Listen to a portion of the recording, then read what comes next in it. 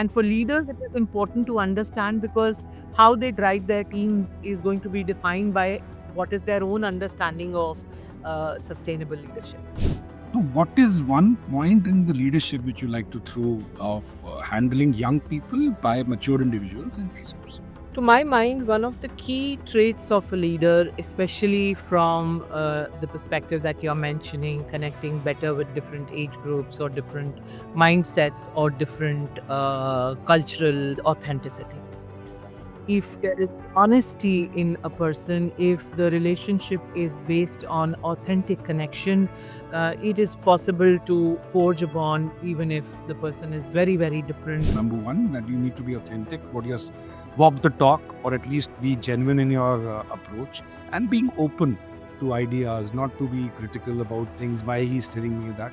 I think these three things, if someone follows as a leader, even if mid career guys like us, or middle aged guys, or maybe young guys, I think this is gonna rock. This is gonna rock.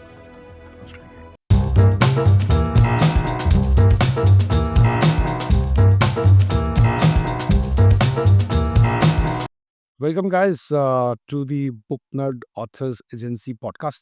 Thank you for Neha and Rohan for giving this opportunity to meet uh, virtually Marut Bharadwaj, the author today, which we'll be having her work as Leadership Unmasked. I call it a uh, yellow book on leadership. And I think this is, I just want to, she doesn't require much of intro, but I should as a formal. Then she's been in the the corporate scene for more than decades, few I think 2 or 3 decades, and she's been in the various multinational companies as head. Especially, I saw the security companies, G4S and others. She was part of their leadership team and established their offices across India. And having said that, the last one is she's been doing with a management firm as an uh, leadership consultant, or should I say developing leadership, and see an authority, I can say, once we discuss more and get to know her more. So, Marut, welcome to the podcast. Yeah. Thank you. Yeah. So nice of you to take out time today, Marut. So let me jump to my observations when I got this. I call it the yellow book on leadership. This is a 205 pager. So the first question which I have for you, which came to my mind, being into myself in the mentoring role, why 30 myths? Why not 10? Why not 35? Why not 33? Why only 30? So let's start with that. Why not, why you thought of having 30 myths? It must be something behind it, no? Yeah, let me first say that I love the fact that you call it the yellow book. I was thinking in the morning today, and my second book is now ready for sharing with publishers. And I was playing with the thought, should I make all the covers yellow for easy recognition of all my books? So I like that you call it the yellow book. To your question, when conceived the idea of writing this book, I was going to make it 100 myths. So I started to put the 100 myths together. And by the time I reached 75 or so, I was like, who's going to sit down and read 100 myths? I mean, you're talking some 400 plus pages and a lot of content. And one of my key learnings, having worked closely with a lot of leaders, was that they have little time and actually even smaller concentration span. So it becomes hard to keep their attention for so long. So I realized this was not a very smart idea. I should lower the number. And so I lowered it to 50. And then I started to work on 50 myths, which I started to detail out with examples and data and all. And at that time, I realized that some of the myths were collapsible into one rather than two or three. So that's how it reduced from 50 to, and everybody thinks 30 is a lot, but actually for me, it's much lesser than what I started out with. so, so I thought 30 is a more doable number, and it covered most of the key masks that I thought the leaders were wearing and wanted to reflect upon. Nice cover, by the way. I think you should compliment the cover designer, Prajakta. So I just mentioned because the yellow book has a mask, and the mask is getting what you can broken or put into pieces, and the pieces of your leadership pieces, you are putting it together for the leaders, the upcoming leaders, or those who want to be in the leadership position to take care. So the book is divided into sections: section 1, 2, 3, 4, and the five total 5 sections, if I'm right, and six. Sorry, yeah. So 6 sections, and this is basically one thing which in the section 1, when you were laying the foundation of a human leadership. The word which is today in the buzzword is the Gen Z revolution. You saw it in Nepal, you saw it now across, and you being at the leadership position, I heard last night only of one of your podcasts where mentioning that at 28 you were in the helm, of running a company. So which is too early for that, but today's Gen Z are, especially in places like Gurgaon, the startup community, they are into millions, and they are just 2025. So one question straight away came to my mind is, like, we all as mid-age career or mid-level, whenever you're in mid-age, and you suddenly have younger guys to handle, or vice versa. Like in your case, you were 28 and you had senior, I think, colonels and generals, majors working in the security firm. So, what is one point in the leadership which you like to throw of handling young people by mature individuals and vice versa? To my mind, one of the key traits of a leader, especially from the perspective that you're mentioning, connecting better with different age groups or different mindsets or different cultural backgrounds. And I say that because I've had the opportunity to work with Potential Project for almost 8 years, and this was a global company with people from all around the world represented. Similarly, in Group 4, when I was heading a company, there were people from various different countries that were involved. So, so my learning is that the one key trait which brings people together, no matter what the section of society that they belong to, is authenticity. If there is honesty in a person, if the relationship is based on authentic connection, it is possible to forge a bond even if the person is very, very different or literally a polarity compared to you. But if you come across one key trait being authenticity and the other one being openness. So the second trait is accepting the other person for who they are and what they are. So when that combination exists, I feel it is possible to forge a bond with different levels. I was running a brand communication company called the Brand Weavers for almost 12 years before I joined the project. And my entire team was the millennials. They were all stars. Nobody was, I think, the senior most was around 27 years old, and at that time, it was. I did not find it hard at all to connect with them, and I found them extremely supportive and. I don't know, I wouldn't want to use the word malleable, but let me just say very, very flexible and open to align with the goals of the organization and the client expectations. And one of the key reasons was that my intention was not to control or command them. My intention right through those 12 years was to work closely with them and provide guidance and direction as and when required. So it's like managing your own children at home, actually. Coming to that, because I also have a young, son in ninth grade. He's a Shivnatha, and then I have another son on 21. He's a neurotypical and because I'm coming to that, linking it because you had expertise in neuroscience in terms of leadership as well. So my elder son is on autism spectrum. He's 21, and the younger one is 9. Now there is a diverse spectrum of dealing with young kids and a individual, and as you rightly said, asking very many why questions, or someone just mentioned to me, it is not what you want to tell the young guys. You are actually not having the right ears.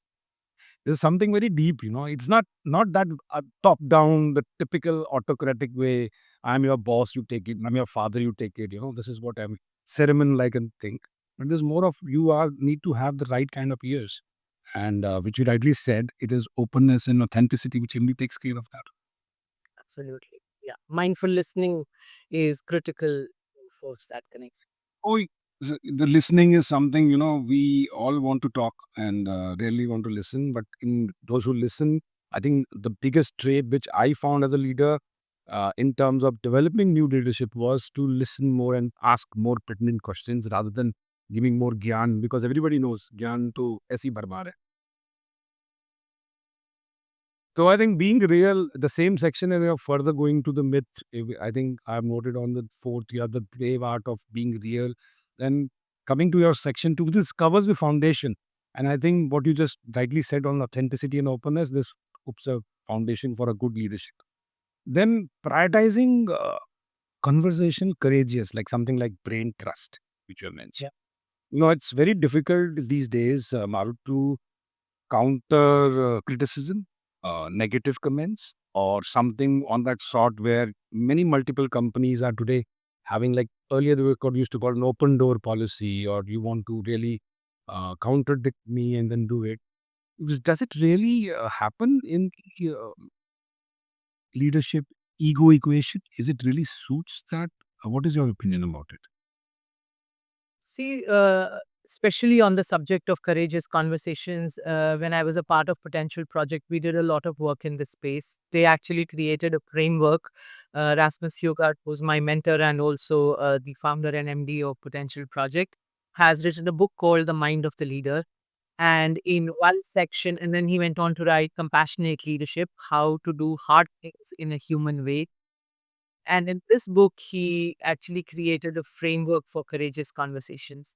And that's where I was really inspired to understand. So he says that while it is very important for leaders to have these courageous conversations with their team members, it is equally important to remember that the operative word in such conversations is care.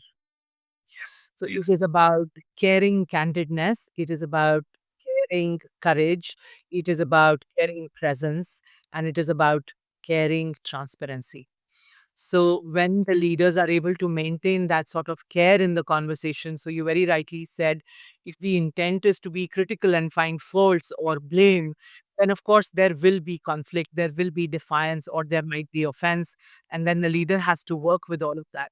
And also, let me share with you, during my experience with Potential Project, we work very closely with some FMCG global organizations where courageous conversations were a very, very critical subject.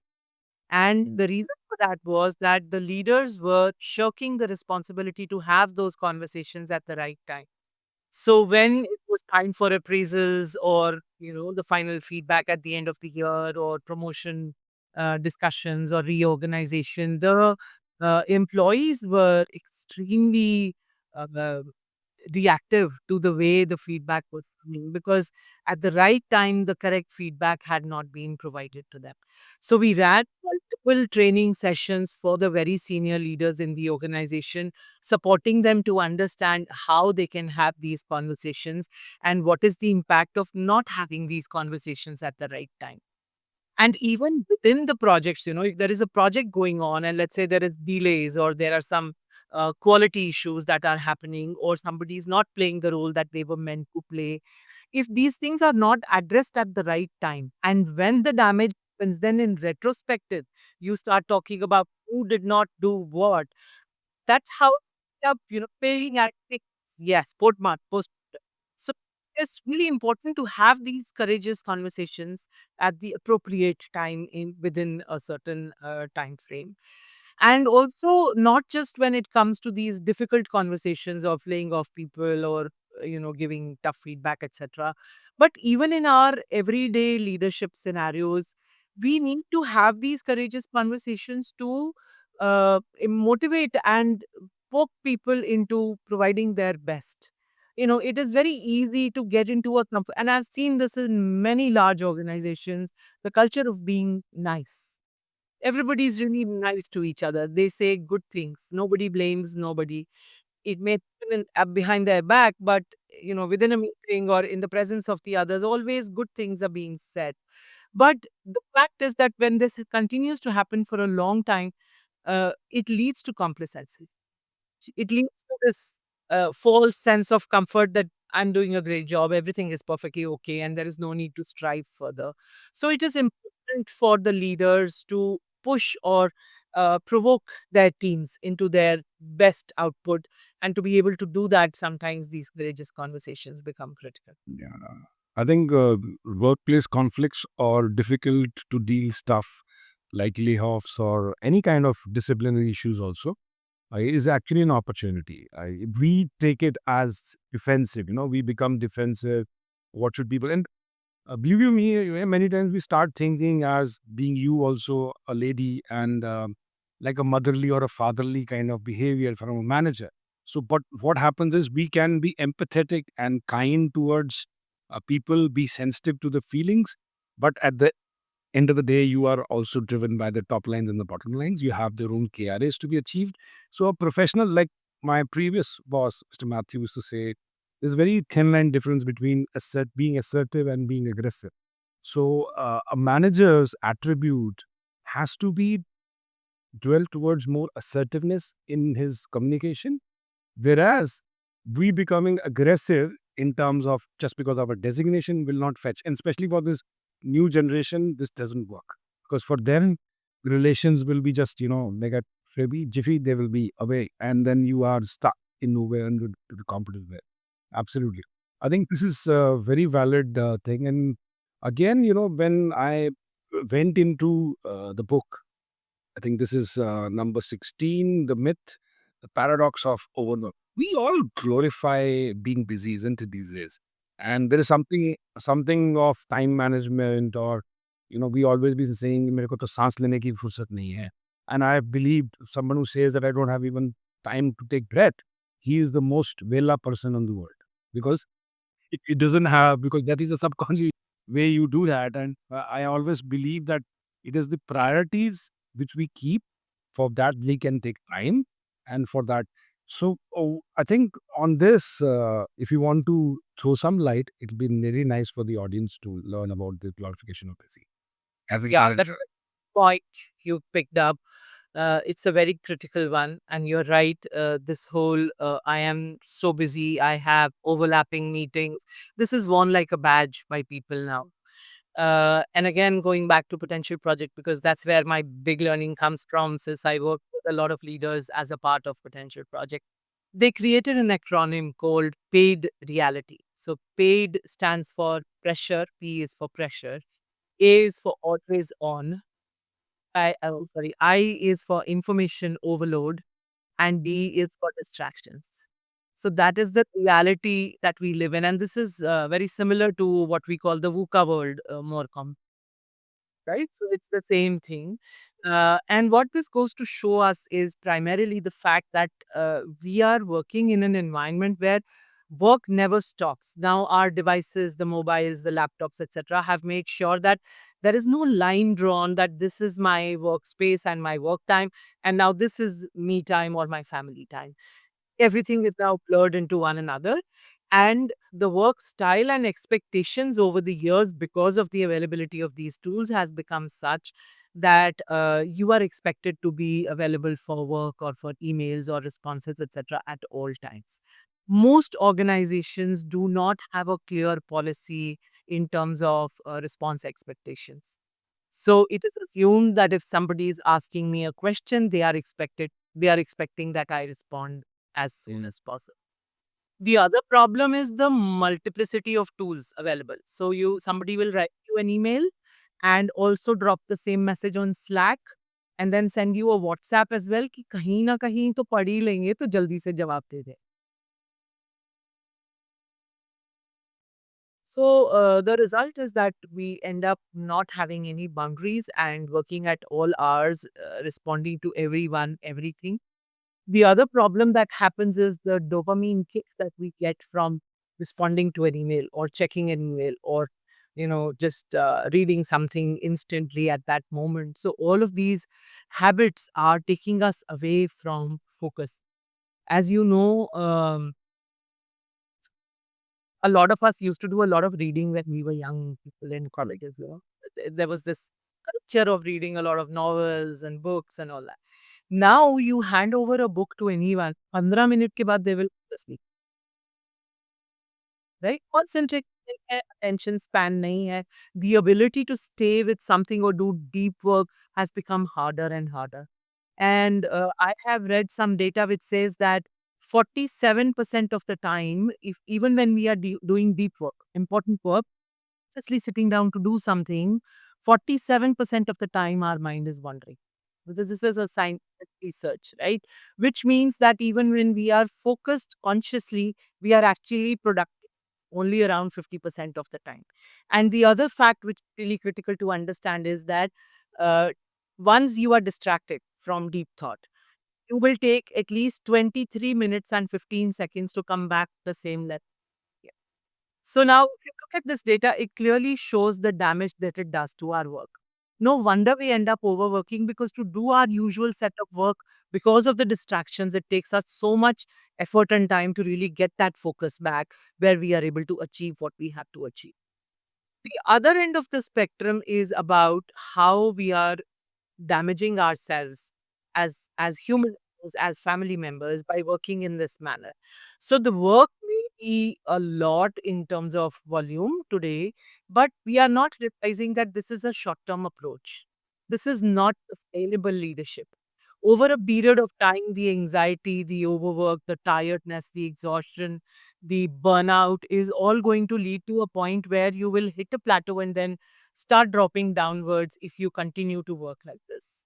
And for leaders, it is important to understand, because how they drive their teams is going to be defined by what is their own understanding of sustainable leadership. So I strongly recommend that leaders are wise about a lot of performance breaks within their time in a day, performance breaks in chunks of time. So, in potential project, for example, there was a very conscious choice to work for 2 months and then take 2 weeks off, take a week off.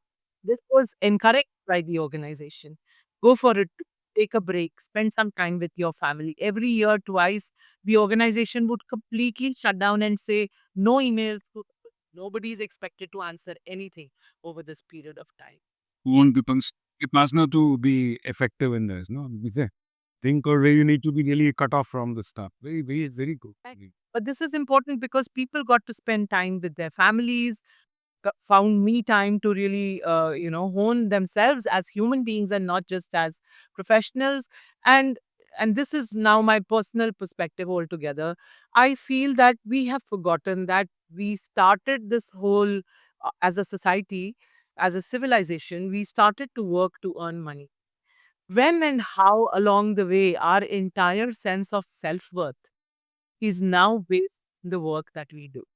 True, true, true. And the organizations and leaders exploit this because they understand that people's self esteem is directly associated with their positions, their salary, their work, their talent, their skills. And the truth is that the important thing in life is the family and the life that you are leading.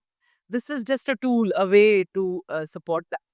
And I personally feel that even when the leaders are doing their absolutely best work, they should remember and keep this perspective in place. Happy. Very, very true. I think you have touched a lot of things which I resonate with. I've recently done a review of Deep Work by Carl Newport, and the learning which I got, which you were just mentioning, I have in my day I have day in my day now. I keep islands. So right now my phone is on DND. I keep it for deep work, like you said, and it was not there earlier. And I have 8 to 8 p.m. curfew in the house from digital curfew. That means the internet Wi-Fi's are all shut down from 8 o'clock. Nothing's gonna happen. This world is not gonna be a doomsday and things like that. And things are becoming more productive. I was reading some companies in US are having 4 days week, right? Here we're calling about 7 days week kind of. Every time you have to be available. So वो एक जो exploit होता है उसको exploit करने के लिए दुनिया है. And if you are, like you said, have your own set expectations right, and you're not in the societal pressure of being one up and not being in a rat race to end. The problem is that people don't have the top defined actually. Like in your case, if I take it your example, you being a consultant and you've been at the helm of places, वो एक बार mount Everest चढ़ गया तो रोज चढ़ने में क्या मजा है? I am asking in the terms that you become a CEO and you reached a level. Now give opportunity to some young guys and help them to reach that Mount Everest. No, become another Tenzing Sherpa where he can put records. But Edmund Hillary just went once and after that nothing. But that guy went 20 times, as a Sherpa. So become a Sherpa in life where you can helping people to excellent. Through that, you yourself will grow. Who's gonna stop it? That's a thinking which even leaders, when they become insecure or you should say possessive with their own designations or names, that becomes really tough. And I think that is the where the answer lies of being busy or not busy, having time or no time, what priorities we set for ourselves. Fantastic, fantastic inputs, Amar. So I'm coming to another, similar kind of thing on the burnout. I made a note on the dangerous pride of being refusing. This is on your myth of 18, where you shared the personal burnout examples why people do. I think there is very similar to the glorification of being busy. One of the quotes, beautiful quotes I like on by Lau. It was on 23rd myth actually. A leader is best when barely know he exists. When his work is done and his aim is fulfilled, they will say, we did it ourselves. This is something which, caught me as a leader that, you are enablers. मछली पकड़ना सिखाओ, खाना नहीं. और आपने अगर वो खा दिया, तो then you are done for the day. And I like the concept of the book. Like you rightly said, people have limited attention these days. And you have made key takeaways as 5 points. Again, I was on ask why 5 takeaways from a chapter? Why not 3? Why not 4? And third is I'm a quotophile myself. I love quotes. I write every day on LinkedIn without Naga since, 5 years or so. I've been writing. And I collect a lot of quotes. I get inspired. So the way you have imbibed quotes at the end of the chapter, it for me as a person who loves quotes is was such a connecting thing. You use Simon Sinek, somebody used Jim Rohn, and all of my favorite guys. I've been listening to their podcast now. So for me, it was very, very interesting. Actually, many of the chapters I was looking at what the quote is at the end, so I can get the gist easily from it. So very nice. So please, what about the 5 takeaways? Why 5? Why not 3, 4?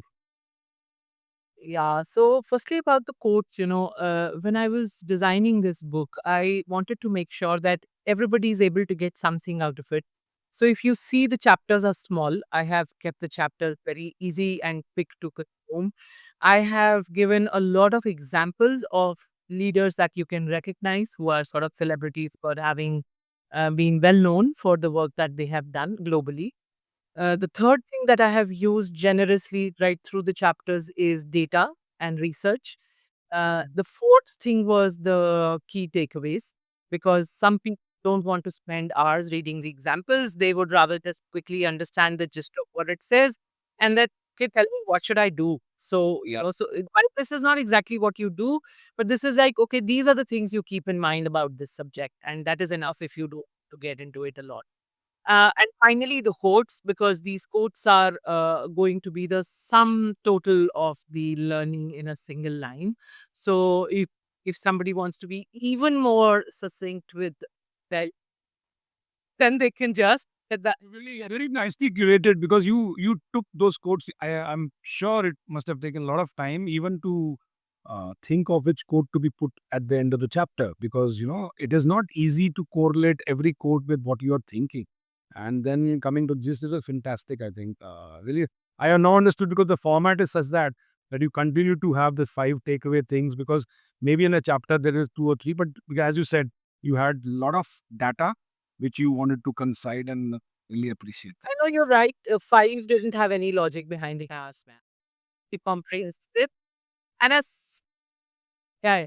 I also wanted to reply to your point on, I think you said it very well when you said that it is important for the leaders to understand, as in it says in the quote, that the employee should not get a sense eventually that this was all done by themselves. This is a beautiful quote indeed. And again, this is very personal perspective on leadership. for a long time, the leader's image was that of a hero, a king, with the armor and sitting on that white horse and leading as a warrior almost, is the image of the leader that we had. And he's got all the answers. He's got all the answers in the world. Vance, उससे strong कोई नहीं है, उससे ज़्यादा कोई नहीं है, वो कभी हारता नहीं है. So these were the associated thoughts around leadership. And then that changed a lot over a period of time. Understanding of diversity came in, people became more equal in their approach, and so on. And then the image of the leader changed to someone being right in the middle of the circle, equal. We are all the same, and we have to hold hands and use our collective strength to achieve our goal. This was the evolved, let's say, leadership understanding. Then COVID happened and a lot changed because of that. Situation was a crisis. There was a lot of trauma. The leaders really struggled with being able to stay optimistic, continuing to do the work that they were doing. There was grief like never before at home. It was a very extreme scenario. But I feel that it changed further or helped leadership evolve further as well. And it is true, right, that leadership evolves every time this huge global level crisis happens. When the wars happen, for example, the geopolitical fallouts happened, and so on. So I feel when COVID happened, a lot changed in leadership. And now leadership, to my mind, is that of you as a leader being the foundation on which the team builds the building. You are not a part of that team anymore building. You are just creating the foundation on which they can stand and be sure that they will be able to create a good building. So That this quote exactly exemplifies that. you're perfect. I think very rightly said. You just mentioned to me that you were coming out with a second book, and if it is with Story Mirror, your publisher is the same. You coming with the same guys? No, so that is still unclear. I have just finished the manuscript. It is Story Mirror. Just give them a heads up on page 116. There's a Dr. Henry's quote which is quoted twice. So let the proofreaders at their place also note. But normally you stress on a point, you either bold it or highlight it. These guys just cut paste it twice. So the pen para is done twice. Anyway, Thank you. so yeah. I thought just to give you a heads up for the same publishers in case just. Uh, See, there are one thing which I'm coming to the conclusion. Then I have two questions at the end, which I thought as a seasoned leader you will be able to give light on because those are my favorite questions for leaders whenever I have interviews with them. On the conclusion part, you talk about the vulnerability and, like you said, the brave leader being vulnerable to emotions. You don't see your boss crying. Okay, you don't see him putting his head on your shoulder and saying, "Yaar, gadbad ho gayi," and all that. And many a times, what is your take on today's leadership? As you said, post COVID, also a lot of things changes. I changed my career graph post COVID because working from home since last 5 years, just because of lockdowns happened and all, became more sensitive to many things. Kinder, of course, this is something which is we all lack in terms of empathy. And so, what do you think? What do you think that today's leaders have become vulnerable to emotions? Uh, so I would not make a sweeping statement about it. There is a lot of diversity. Some leaders are, some leaders aren't. But a lot of leaders have started to understand the merit of being more vulnerable. Mm. Brené Brown has done a great job of helping us understand that. She has spoken a lot about shame, about vulnerability, about having the courage to be vulnerable. And again, if you go back to what I was talking about earlier, that image of a warrior on the horse was the image earlier, and a lot of the behavior of a leader was based on maintaining and then projecting that image. So, post COVID, after everything that we all went through collectively, the the grief and trauma that we all dealt with, the crisis that we emerged from, has taught us a lot of different things. And one of the key things that we have learned is to stay vulnerable. And a big part of being vulnerable is to be authentic, to be true, to be clear. A lot of times, the leader, and especially in today's time, there is so much uncertainty. There you cannot predict like you were able to predict अच्छा 3 साल बाद ये होगा, 5 साल बाद वो हो. आज परसों क्या होगा we cannot tell. Because and then on top of that, think about AI, which is changing things at a pace that everybody is really just trying to realize कर रहा है हमारे आसपास. So it is a completely different time. And for leaders to try to maintain that image of, I know everything, I can surmount everything, I can be that one hero who will resolve whatever challenge that you have, it is fake, it is not authentic. And the leaders are realizing that. So today it is about saying, as a leader, I don't know, but let's try to find a solution. This is where we are. The other aspect of this is optimism. And again, when I say optimism, Potential Project had coined a nice word, which was wise optimism. So optimism can be naive, you can, there were leaders at COVID time who said, ये सब media का drama है, कुछ भी नहीं हो रहा है, let's continue to work the way we are working. This was not, this is defying the real scenario. So for leaders, it is important to understand the realities for what they are and be able to still continue to motivate their people with hope for tomorrow. And this is what they called wise optimism. And that's a beautiful term. And that is important to understand in terms of what tomorrow holds. Why it is important to be vulnerable and accept that this is the reality. Yes, situation is bad. Yes, I don't know, what Trump is going to do tomorrow. Yes, we cannot say a year from now AI will have caused a loss of how many jobs in the organization, for example. These are all realities today. And let me share with you, I was working with the Unilever, and Unilever, so I was the lead for managing all the interventions we had with them. And they were going through change for the last 2.5, 3 years. There was a change of leadership, a change of approach to business, a change of goals. And therefore, it was decided that a lot of people will be let go, and there will be change to the organization structure as well. So, in this environment, we were training people to manage the expectations of their teams, be kinder to them, show more compassion, etc., etc.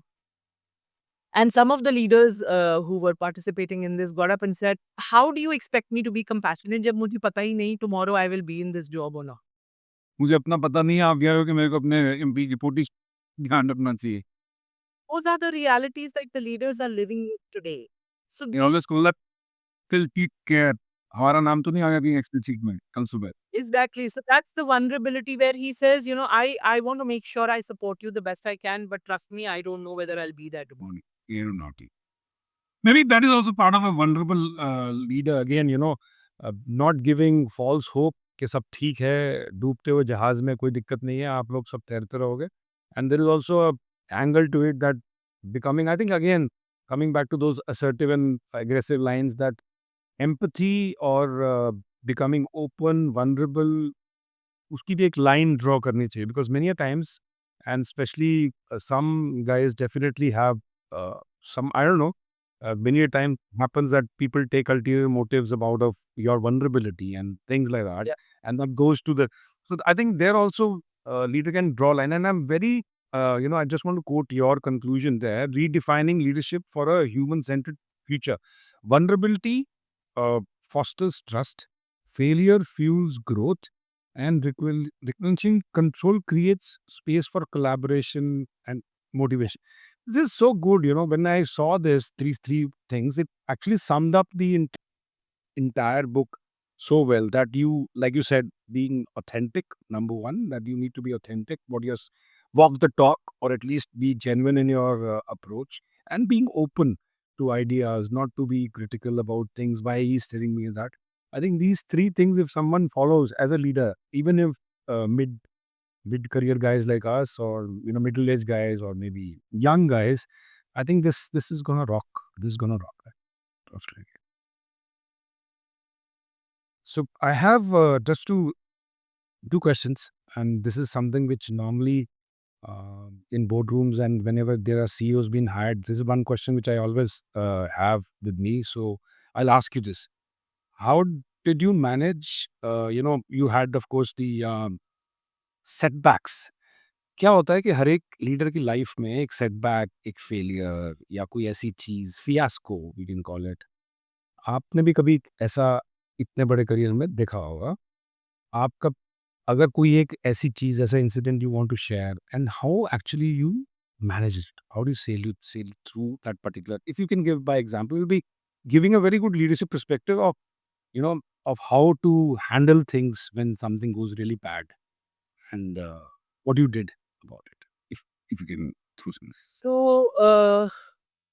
as I was sharing with you earlier, I was working on my own project called the Bright Beavers, and I was running this company with a team of around 15 to 20 people for almost 10 plus years. We were doing well. The company grew in size, in projects. We got a lot of projects within India, even from abroad. We worked with teams in Hong Kong, in Malaysia. So India-wide work was beginning to happen as well. And I was bullish. I wanted to grow the company. And I also was realizing my own inability to take risk beyond a certain point. And so I felt that I need to bring in someone or forge a partnership where I can become more forward thinking and grow the company further. Um, Try to do that with another well established organization, which was helmed by a very senior gentleman who had almost 3 decades of experience in the advertising industry, a very well known name. So tying up with him, I thought was a great move because that would give us the insights that we are missing. And also, I had gotten into marketing and advertising more on the merit of my passion rather than any academic or experiential learning. So I thought this is going to shift people altogether and give me a new lease of life. Um, their intent was bad. They tried to take up my entire company in the process as well. Uh, yes, they just simply just push me up equation. Yeah, hostile takeover, exactly. And so that just brought us to a knot from after 14, 15 years, I was standing at a point where it was hard to retain my people. I did not have the assets that I had earlier. And it literally looked like we'll have to start again from here. It's a very hard time. They also made all kind of weird accusations, to justify their own behavior. So there was that angle as well. So dealing with all of this, I realized that I had hit a point where I was not sure that there was a path beyond.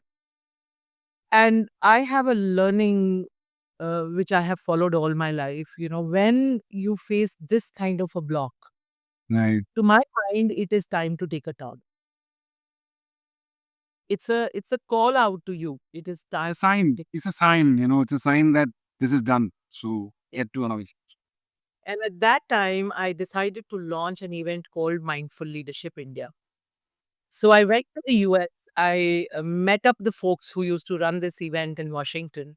So I against know yourself that beats. You became. Yes, and I partnered with them, brought the event to India. I ran this event 2 years in a row. Second year, I invited Rasmus Hugard as a keynote speaker. I met him. I loved the work that he was doing. I asked him whether I could become a licensed trainer and participate, help him grow the business in India. He said, "Okay, you take the training, and then let's see what happens." So I went to Amsterdam. I did the training with them. Came back, ran the third event, and right after running the third event, I shut down Brand Weavers and told Rasmus, I'm going to just work on potential project in India from here on. And he then said, okay, wow, that's wonderful. So in that case, let me give you a remuneration and also because for a licensed trainer, you just go out in the market and do your work. But as a person who's helping them build the business in India, I became a part of the team. It led to amazing, amazing work scenarios. Potential project was any executive's dream. The organization was everything, I used to call it the fairyland of work because you get holidays, you have wonderful people, they are always polite and nice, and they build you and they encourage you to go for retreats. Everything was fantastic in that organization. And Rasmus is a leader apart. So it was very, very motivating. So it was a huge block that I had faced in life, in professional career. But the fact that I had the courage to take a turn from there led me to something amazing and beautiful. So I just want to share with everyone who's listening to this, just understand that when everything is blocked, somebody up there is telling you, take a turn from here. जी, So have the courage to do. fantastic. I think beautifully put. Whenever there is obstacle, always tell, actually, you should thank those hostile turnover takeover guys. You know, Yes. if you hadn't done that, you wouldn't met the guy from Amsterdam and then build up their franchise here.